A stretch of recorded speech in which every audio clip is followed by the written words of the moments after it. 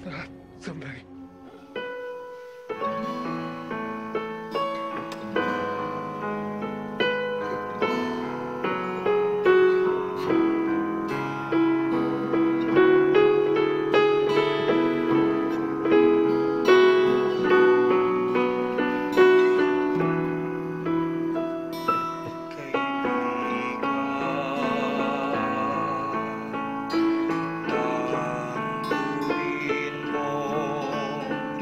Isang paglalakbay ang buhay,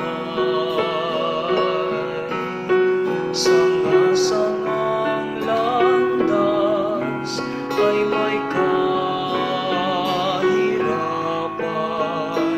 Kung may lungkot o panganib sa'yo'y biglaan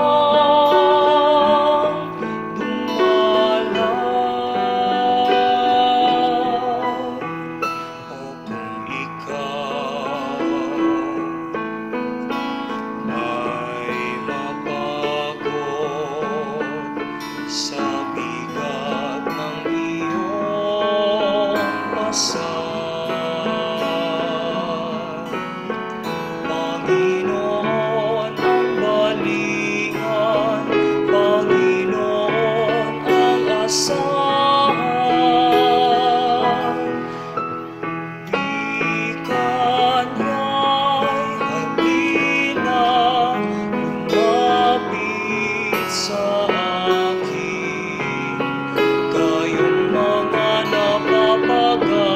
aking pagiging hawain, bigat ng iyong pasanin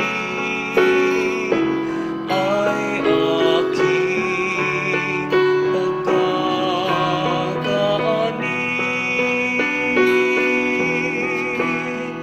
Halina,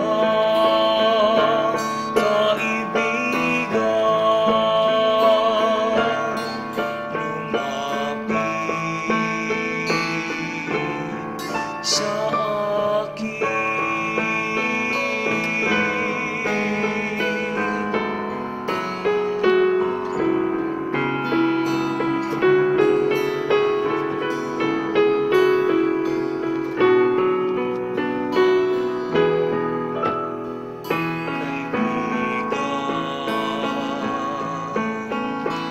Tanduin mo isang paglalayag ang buhay. Maalon ang dagat at may kalaliman. Kung may unos at may hangin, di mo kayang paglabanan.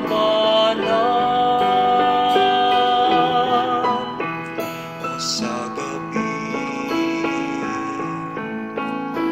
kadiliman, itala ay walang tanglaw.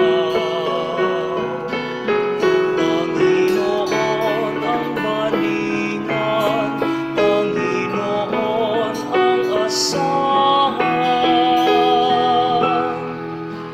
Di kanya'y halina, lumapit sa akin. Kayong mga napapagal, aking pagiging hawain, bigat ng iyong pasanin ay aking pagdadaanin.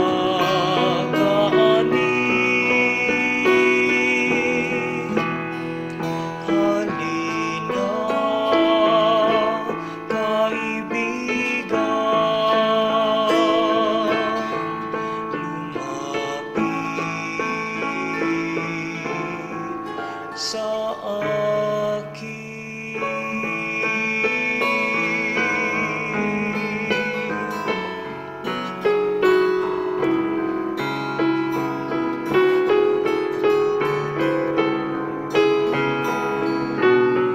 araw na ito, ang pagninilayan lang po natin ay ang ikalimang huling salita ng ating Panginoong Kristo habang nakabayubay po siya sa krus.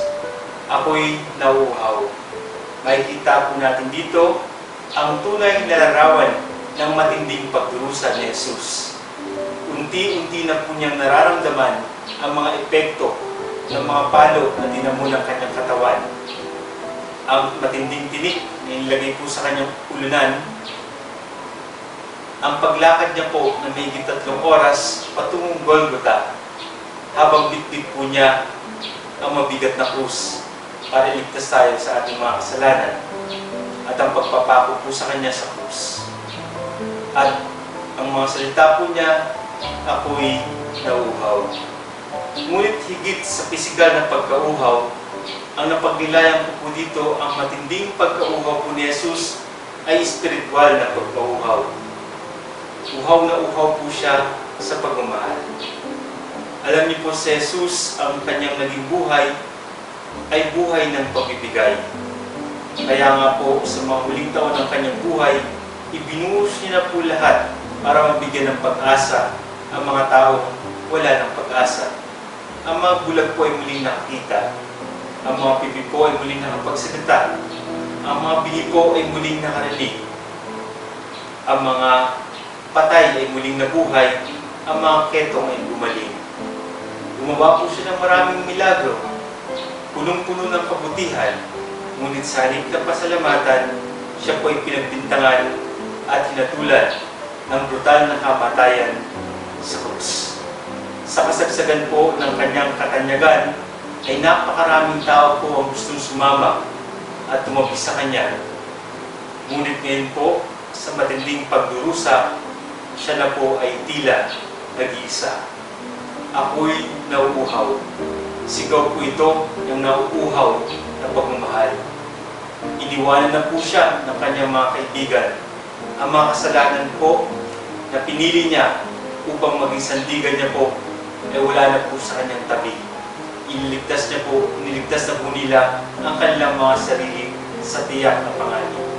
At nag-iisa na po si Jesus ngayon, bit-bit po ang kasalanan ng ibang tao. Ako'y nauuhaw sa pagmamahal. Mga minamahal kong mga kapatid, sa pagdinilay ko po, walang pinakamatinding pagdurusa, kundi ang pagdurusa na ika'y nag-iisa at walang taong nakakaunawa sa iyo. Kaya niyo pong ibaba ko po ito sa personal na karanasan ng tao para lalo po nating maintindihan. Sa youth ministry po, may isa po akong kaibigan at naging kapatid na po. Ang pangalan niya po ay si Up Agosto. At alam niyo po, mula pa pagkabata ng batang ito, ay naglilingkod na po siya sa simbahan kasama ng kanyang minamahal na pamilya. At nabigyan po siya ng pagkakataon isang araw na maghanap buhay sa ibang bansa. Pero sa paghahanap buhay niya sa ibang bansa, hindi niya alam may isang malagim na trahedya na naghihintay sa pamilya. Isang araw po, pumanaw po ang kanyang pinakamamahal na ina sa di inaasahang pagkakataon. At doon po humuho ang mundo ng bata nito. Alam niyo po, ang huling conversation po namin, messages, nagpalitan po kami ng messages habang namin po siya sa proseso ng sakit. Tinanong niya po ako, Padre, totoo po ba may langit? Ang katanungan po ito ay hindi po ito simpleng katanungan na kung meron po bang langit. Ang katanungan po ito ay malalim. Ang katanungan po ito ay nagpapakita na hindi niya po tanggap ang kamatayan ng kanyang ina. At punong-puno po ng galit ang kanyang puso. Tinakasan na po ng kapayapaan ang kanyang isipan at kalooban. At sa loob ng 1 taon, hindi niya po nababanggit ang kamatayan ng kanyang ina. Pinipilit niya pong lumayo sa lahat ng alaalam, magpapaalala na wala na yung kanyang ina. Uhaw na uhaw po siya sa pagmamahal ng isang ina at hinihintay niya isang araw na magigising siya na babalik po muli sa piling ng kanyang ina. Pero hindi na po ito magkakaroon ng kaganapan dahil tunay po ang pagpanaw ng kanyang mahal na ina. At At alam niyo po, mga minamahal ko mga kapatid, nakita ko po siya, nagpakasyon po siya dito, at nakita ko sa kanyang mga mata. Naroon pa rin po siya sa proseso ng sakit niya ito. Matindi po ang kanyang pagkauhaw sa pagmamahal ng isang ina. Pero maganda po dito, ngayong umaga, ay nabasa ko po sa kanyang Facebook account na kanya na pong sinusuko ang kanyang pinamahal na ina sa Diyos. At willing na po siyang ipagpatuloy ang kanyang buhay. Hindi po nang wala ng alaala ng kanyang ina, kundi ipagpapatuloy niya po ito kasama ng magandang alaala at legacy ng kanyang mahal na ina. Dahil ang buhay lang po ang may kamatayan. Ang pagmamahal po ay walang kamatayan. Even if we bury these persons whom we love 6 feet below the ground, they will keep on beating untiringly and endlessly. Kahit ibaon po natin sa lupa ang mga taong nagmahal sa atin, patuloy po sila mabubuhay sa puso ng mga taong kanilang minahal at naging inspirasyon. At dun po sa katotohanan yun, hindi na pumawala ang mahal na ina ni Ab sa kanyang puso. Natugunan na po ng Diyos ang kanyang pagkauhaw sa pagmamahal ng isang ina. Sa ating pong personal na karanasan bilang tao, isang araw po mapupunta po tayo sa isang sitwasyon. Gaano man po tayo kalakas, gaano man po tayo kayaman, gaano man po tayo kagaling, gaano man po tayo kasikat, isang araw makakaranas po tayo ng matinding pagkauhaw. At isa lang po ang magbibigay kapunuan sa lahat ng pagkauhaw na ito, ang Diyos, si Jesus. Only God can fill up all the infinite desires of our hearts. Tanging ang Diyos lamang ang makakapagpuno ng lahat ng pagkauhaw na mararamdaman ng ating mga puso. Sa ngalan ng Ama, ng Anak, at ng Espiritu Santo. Amen. Panginoong Hesus, sa kabila ng lahat ng iyong kapangyarihan, ikaw ay nakaramdam pa rin ng pagkauhaw. Sa halip na ikaw ay bigyan ng tubig, ay alak na maasim ang idiniit sa iyong sugatang mga labi, at siyang dumaloy sa iyong nanunuyong lalamunan. Ngunit ang iyong pagkauhaw ay hindi lamang sa pisikal, kundi pagkauhaw sa aming pagtugon sa iyo, Panginoon.